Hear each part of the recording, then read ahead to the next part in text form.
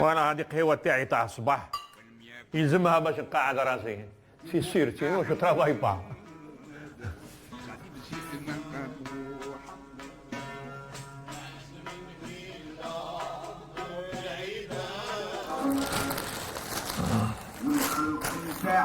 Un petit mot croisé. On va essayer de les terminer. البارح هادو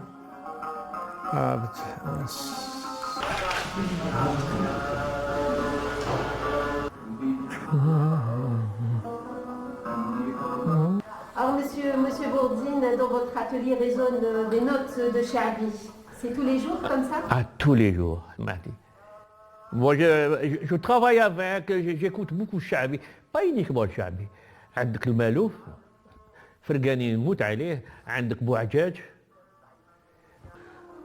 Actuellement, أنا كمال بورديب. جو مي بعد شعبي بطرف. اسمعي هذا شيخ من الشيوخة. Un atelier d'artiste n'est pas seulement un lieu de travail. Il paraît souvent comme un endroit secret, intime, une sorte de bulle, un monde dans un monde. L'artiste est face à lui-même, il se crée une routine, un rituel.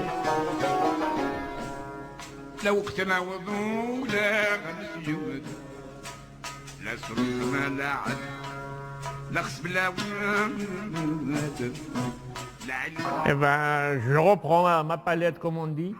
Là, je suis en train de faire une aquarelle que j'ai commencé hier soir, qui va un petit peu vers l'abstraction. Moussa Bourdine a un fauteuil à même le sol, des toiles par terre. L'artiste semble se retrouver dans son fouillis. Quand je m'habitue à quelque chose, un petit coin ولا كي نرقد عليك يروحوا مو شويه نكمبر راه كي نحكم شوكان خلاص سي فيني جو نو فو با شونجي سا équilibre l'artiste aussi على بالك ماشي كل خطره وين انا شوي très très équilibré déjà dans ma vie انا c'est comme ça ma petite famille mes petits enfants mes amis déjà moi je travaille pas l'été يعني je vous cache pas hein. Moi j'adore le temps gris l'hiver moi je travaille beaucoup l'hiver le soleil سمعتي je crois qu'il est en moi.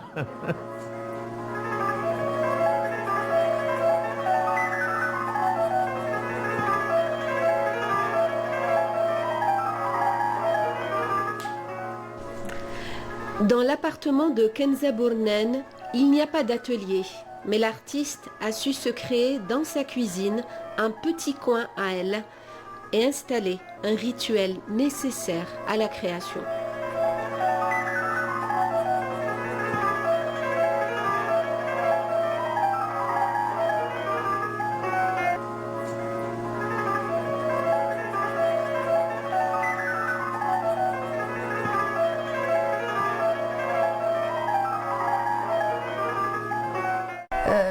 Là où ça aurait dû être difficile pour faire, c'est devenu un rituel.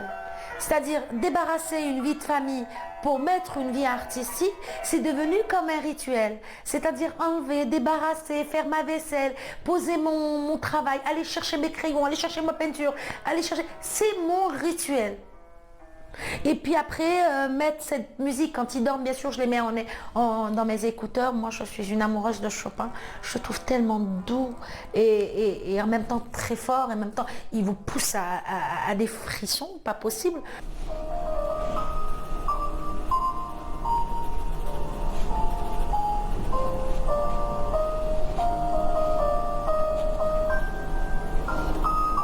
Si je n'avais pas ce rituel, je ne pourrais pas rentrer dans mon travail direct. Je me suis conditionnée par obligation, mais je me suis conditionnée. Donc ce travail-là se fait parfois la nuit, et même très tard, je m'oublie.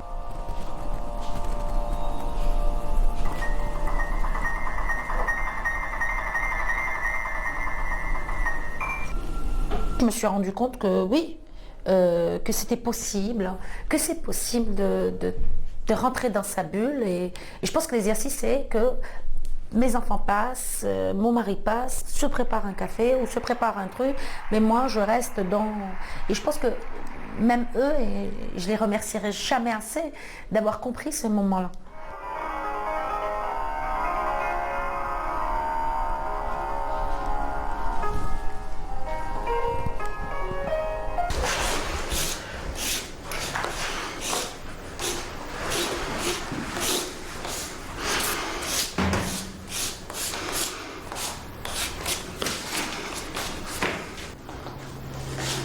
Hélène Kilish, vous travaillez en silence dans votre atelier. Oui, pour moi, la peinture, ou bien l'art, ou bien la communication, la connexion avec l'œuvre d'art, c'est comme une prière. Le moment où je suis dedans, j'aurai toujours une coupure avec le monde extérieur. Je travaille tout le temps. Voilà. Jusqu'à la fatigue. Toute la journée jusqu'à minuit. Bon, c'est sûr, il y a des pauses, mais généralement, c'est du matin jusqu'à minuit. Voilà. Jusqu'à la fatigue. Voilà. Jusqu'à l'épuisement total. J'aime bien être tout seul, dans le silence, sans musique, sans rien du tout. Uniquement moi, la toile, le support et les médiums, c'est tout. Voilà. L'artiste est, contrairement à ce qu'on pourrait penser, est rarement dans la nonchalance. Il a besoin de cette rigueur, de cet exercice, de discipline. Aquarelle, pastel, acrylique, huile, dessin. Je vous montre un dessin. Là, j'ai fait mon autoportrait. Moi, je dessine beaucoup. Quand je prends une technique, c'est-à-dire c'est 1 année, 2 années, et je commence plusieurs choses à la fois.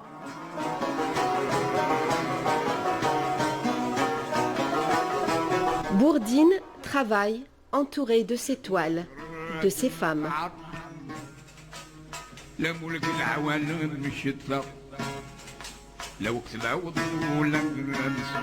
La maman, elle faisait tout. Elle a souffert pour nous, la grand'mère. خدمت عند النصارى les années 60, على جنة, فهمتي. Et c'est une femme très courageuse. C'est un hommage que je lui rends. Il est permanent chez moi. Et à travers elle, c'est toutes les femmes. C'est mes filles, c'est mes amis, tout moi, toutes les femmes. Comme disait Mohamed Issa, je pense que la femme est plus responsable que l'homme. Là, c'est un peu point de vue personnel. Et là, c'est mon épouse, c'est une toile que j'ai commencée. C'est une vieille toile que j'ai commencée au l'état. Mes petits-enfants, ils ne sont plus ici, ils vivent en Arabie Saoudite. Donc la fille, elle a 16 ans. Ou le gosse, il a 12 ans, là, il barque. C'est une toile naturelle. Et mazal, quand ça vient, ça vient. Là, ma qu'est-ce qu'on a. Des œuvres finies, d'autres à peine commencées. Dans son atelier, l'artiste peintre passe par toutes les émotions et fait écho à son passé, à son quotidien, à son environnement. La toile, c'est toute une histoire. Il y a quelques années de ça, on a été invité à Mousta'ar, la toile, c'est l'enfumade, en même temps c'est le puits. Le puits. Les Français en 1860, ils ont enfumé 999 personnes. دخلهم دخل الرقعة كان يحكي انايا بدات ليموسيون بديت تعرفي حمرت بديت نبكي كومونسي ا بلوغي الدموع يطيحوا والناس دخلت لداخل مو جي با بي رونتري دون لا غروت اونتر لو طون قلت لك كي خرجنا من لا غروت جينا اون ا ايتي فيزيتي اون انسيان بريزون في واحد الفيلاج يوبلي لو نو يتورتوري لي جون On va les jeter vivants dans le puits. Là c'est le puits. Hein. Si vous regardez bien, la lumière, elle vient d'en haut. يرموا الناس لتحت. وهكذا c'est l'enfumade. شوفي هكذا c'est l'enfumade. هاي الكتاب هاي معتي هاوليك الغار من تدخل لا lumière. شوفي. Oui, ouais. Là c'est un hommage que je rends au Hirak, Elle n'est pas terminée, hein. C'est une grande toile qui fait 2 mètres, c'est pratiquement 1,5 mètre. Je l'ai intitulée Les Vigiles, les gardiens.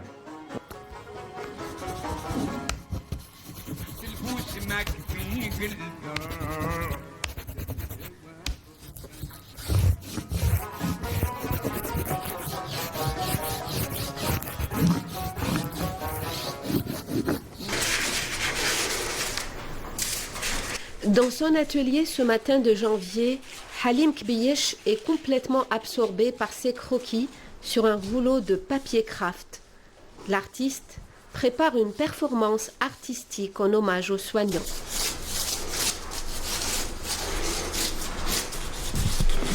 Imaginez un combattant, un médecin qui est contre un inconnu comme ça, invisible. Donc il y a un courage, il y a le courage, il y a le sacrifice. Tout ça, c'est des expressions pour moi que je vois sur les médecins, toute l'équipe médicale. Ce dévouement, ce courage, cette fatigue, Halim Kbiyech, en peintre réaliste, les a captés après une immersion dans les hôpitaux au début de la pandémie. L'atelier est une zone de liberté, d'expérimentation, mais aussi de réflexion et de doute. C'est mes meilleurs moments d'angoisse, de doute. Le doute m'amène à aller au bout de moi-même. Ce qui est très difficile, parce qu'aller au bout de soi-même, ce sont aussi des aventures. Et est-ce qu'on est prêt à aller s'aventurer? Ce confinement a permis un peu de voir ce travail, enfin ce moment où on va au bout de soi, et chacun comment l'a vécu. Il y en a qui l'ont très bien vécu au départ parce que c'est un peu de repos, c'est un peu de... voilà, on se délaisse un peu du travail, on est heureux d'être à la maison, récupérer un peu les enfants, profiter de la vie familiale. Comme ça a duré, on est parti un peu plus au fond de nous-mêmes. C'est des moments de beaucoup de recherche, enfin en tout cas pour ma part, c'est beaucoup de travail, c'est énormément de travail. Kenza Bournen prépare sa prochaine exposition. Après les grands formats, l'artiste est plongé depuis plusieurs mois dans l'enchevêtrement des neurones et des synapses. Je suis partie un peu dans la pensée. Et la source de la pensée se trouve dans les connexions, dans les neurones, dans les veines, dans le cerveau. Je me retrouve face à un sublime. Face au sublime, c'est-à-dire que ce cerveau, cette connexion est parfaite. Tout est régi de là, tout part de là. Et moi, amoureuse de la philosophie, je suis aussi partie dans la philosophie. Alors ça avait démarré avant le confinement. Je devais exposer en mars, quelque chose comme ça, et je devais aussi participer à la Biennale de Dakar en off. Et puis le Covid-19 est venu tout bousculer, stopper les expositions, sans pour autant affecter le besoin de peindre, de s'exprimer. Moi, je suis en train de colorer la peur, voilà. Donc, je n'ai pas peur. Ça, c'est une autre dimension. C'est un petit peu spirituel, voilà. Moi, je suis un plasticien je suis le miroir de la réalité. S'il y a une fatigue, s'il y a une tristesse dans mes œuvres, s'il y a une mélancolie, c'est parce que c'est notre société, parce que c'est la société de l'être humain. Je suis un peintre réaliste. J'exprime le malheur de l'être humain contemporain. Halim Kbiyech est complètement absorbé par cette crise du coronavirus. Ce monde qui vit désormais masqué. Qu'est-ce que c'est un masque? Oui, c'est vrai, c'est la protection et tout ça, mais pourquoi la protection? Pourquoi tout ça? C'est parce qu'il y a la mort quelque part. Le masque, je ne peux pas vous toucher, je ne peux pas vous parler de près, je ne peux pas embrasser mes enfants, ma mère, mes parents, mes amis. C'est ça, pour moi, le masque, c'est un mur. C'est le froid, c'est le symbole du froid. De cette sensibilité à fleur de peau, de ce spleen, De cette solitude jaillit souvent la vie. C'est une chance que d'être un vecteur d'émotions. Je suis optimiste. Je suis optimiste parce que je vais dire que c'est un combat avec moi-même pour être optimiste. Pour avoir été touchée elle-même et ses enfants par le virus, Kenza Bournen en sort avec une certaine philosophie. On a plus envie de se dire je t'aime, on a plus envie de se prendre la main. Parce qu'on peut plus s'embrasser. Certains disaient oh bah écoute, moi je suis pas tactile, j'aime pas être tactile et tout. Je crois qu'il supplierait pour avoir un câlin aujourd'hui. Du haut de ses 74 ans, Bourdine semble avoir atteint un certain degré de zénitude. Il semble baigner dans un univers de sérénité, d'amour et de générosité. Sinon, moi, ma maison, elle est open, vous pouvez dire aux amis. Chaque fois, je fais des expos chez moi tous les ans, je reçois tous mes amis, que ce soit les comédiens, les musiciens, les peintres, tout le monde. J'adore cette ambiance. La paix, c'est mon dada. Depuis que j'étais jeune, je fais les vacances, c'est sacré. Je suis campeur. Je prends mes cannes, du côté tennis, 2 mois. Alors, Siada domine la marche et surtout la pêche. Bizarrement, la mer, le bleu, ne sont pas très présents dans ces toiles. Une certaine période, elle était. Les années 80, j'avais travaillé sur la mer. Là où j'ai découvert l'acrylique. Et j'ai fait de grandes toiles que j'avais exposées à la galerie ici à Ham. Dans les œuvres de Halim Kbiyech, il y a beaucoup de silence. Le plasticien semble trouver cela aussi fort.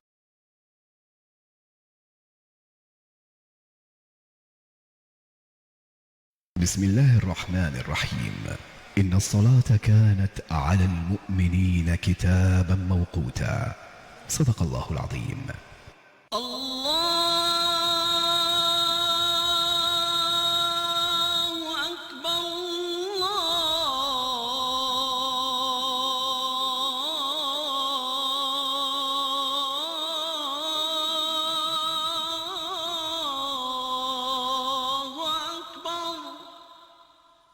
أشهد أن لا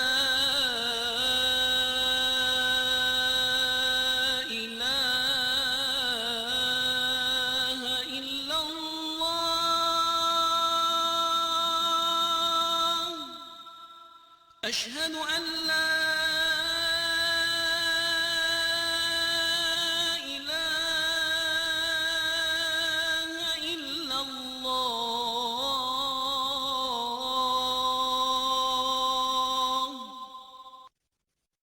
أشهد أن محمدًا رسول الله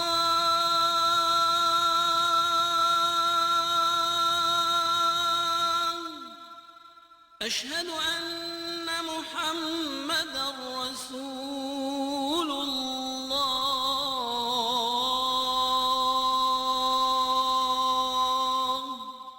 حي على الصلاة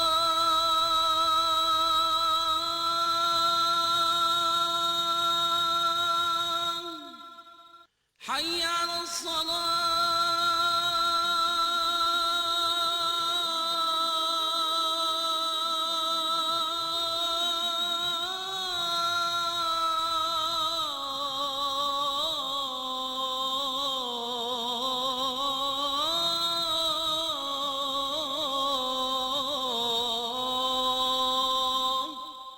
حي على الفلاح.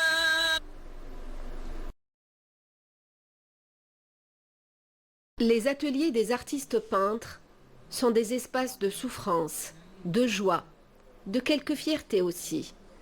Des lieux où on se dévoile à soi-même avant d'oser se montrer aux autres. Le fait que je ne sois pas beaux-artiste et que je sois issue de la Société des Beaux-Arts et autodidacte me pousse à travailler peut-être 2-3 fois plus. Moi j'ai eu de la chance, j'ai été suivie dès le départ. Donc j'ai eu beaucoup de chance. J'ai été suivie par Mustapha Ndjaye et après le regard extérieur est très important. Il n'y a pas de place à prendre, il y a sa place à faire.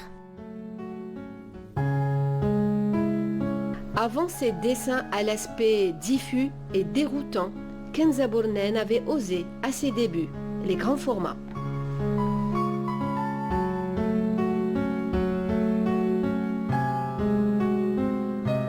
Les grands formats, j'ai eu beaucoup de chance aussi parce que je les ai faits à l'école des Beaux-Arts. À l'époque, M. Laroque m'avait ouvert les portes des Beaux-Arts et c'était fascinant pour moi de pouvoir travailler aux Beaux-Arts. C'était intimidant, je ne vous cache pas, parce que c'est très difficile de se retrouver dans un endroit comme ça, c'est pas votre univers, vous ne venez pas de là, et en même temps vous avez cet espace, vous avez cette vue magnifique, et puis vous n'avez plus qu'à vous exprimer. Après ça, il y a eu Abruptum. Abruptum qui est à BIM, c'est une installation de 2 mètres sur 2 mètres et demi, faite de céramique, hein, où c'était un travail que je ne pouvais pas faire à la maison, bien sûr. Je l'ai fait en associant un ami et un artiste que je respecte beaucoup, enfin il y en a eu 2, que je respecte beaucoup, c'est-à-dire Abdelghani Chebouch qui a travaillé avec moi sur ce projet-là, et le deuxième qui a ouvert son atelier, c'est Belaïd. L'atelier est très important. Ce coin que j'ai dans la cuisine, c'est un coin volé à ma famille. Et je pense que j'ai presque honte de vous parler de ma condition par rapport à la précarité de mes collègues. Généralement, je travaille avec la palette de Zorn. Zorn, c'est un peintre. Juste 4 couleurs, pas plus. Voilà. C'est très important. La peinture, l'art plastique, c'est la matière, c'est physique. Donc, il faut un espace. C'est très très important.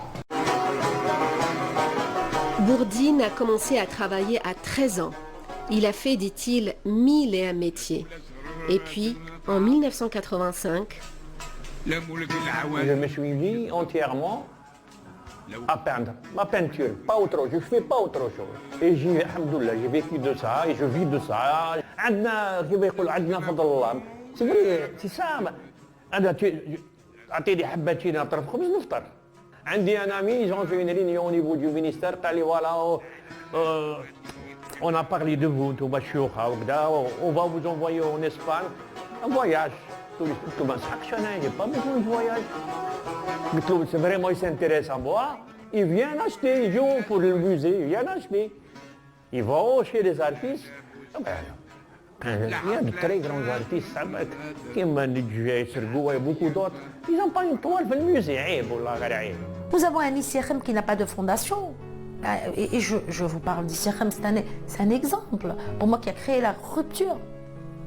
Et des peintres aujourd'hui vivants, on a perdu Mokrani. Pour moi, il était juste extraordinaire, c'était un génie. Alors que je ne le connaissais pas personnellement, mais quand je vois son travail, parce que je suis curieuse et j'entends mes collègues parler, j'en pleure et je les vois pleurer. Il est né là, il est mort là, sa mémoire est partie avec lui. On est vraiment loin. Un plasticien en Algérie, c'est vraiment... C'est vraiment, sérieusement, ça c'est malheureusement. Vous ne pouvez pas trouver la solution chez nous. Voilà, chez l'artiste. L'artiste, il est coincé quelque part. Il n'a pas les moyens, tout simplement, voilà. Nous ne pensons pas à l'artiste. On n'arrive pas à développer dans une réflexion politique que c'est un agent économique, l'ambassadeur de son pays. Même rituel, mêmes habitudes, mais jamais de lassitude. Bourdine reste dans son monde de couleurs, touchant par sa modestie, se moquant de sa stature.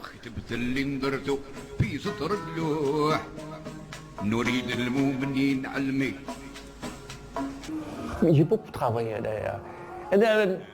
J'ai beaucoup de travaux à travers le monde, on peut dire. Mais je ne garde rien du tout. J'ai un problème avec Smaati. Les gens gardent Smaati. Une œuvre, quand elle est finie, En parlant de sa longue carrière, l'artiste peintre a plein d'anecdotes, de souvenirs, comme celui-là, avec Issiakham. Mohamed, moi je l'ai connu les années 60, c'est-à-dire faire les années 60, 67, 68. بعد بشوية on est devenus amis bien sûr. Plus tard, on a commencé à exposer ensemble. On a fait les Jeux africains en 78, la décoration, c'est-à-dire les Jeux africains, on a fait des panneaux, de la calligraphie, on était toujours un groupe. Au bas de début 80, il y a eu le musée central de l'armée. Il a appelé un grand groupe, beaucoup d'artistes, où chacun, il y avait Ziani, on a fait beaucoup de portraits des batailles. Mohamed, tout le monde croit que j'étais son élève, alors que je n'ai jamais été son élève, là. J'aime beaucoup ce qu'il fait. Moi, mon professeur, c'était Camille Leroy, parce que j'ai fait la Société nationale des beaux-arts d'Alger de 65 à 69. Mohamed, une fois, deux fois. Une fois, on avait fait, en 82, si je ne me trompe pas, on avait fait une expo. Il y avait le livret d'or. Et on a exposé, il y avait Mqarani, il y avait Khadda, il y avait beaucoup d'artistes. Mohamed, il avait un petit mot, enfin, je crois en Bourdine et en Mqarani. On avait fait, c'est toujours en 82 ou 83, une expo, le Bougar, mes travaux avec les enfants, les petits-enfants. عيط لي قال لي viens Bourdine. Toi, Mohamed. Mohamed ne te parle jamais de sa peinture ou de la tienne. Quand il revoit ta palette. Ouais, revois ta palette, c'était quoi? Ma palette, c'est-à-dire, je ne mettais pas les nuances qui m'appellent les rouges, les bleus, les jaunes. Et c'était vrai.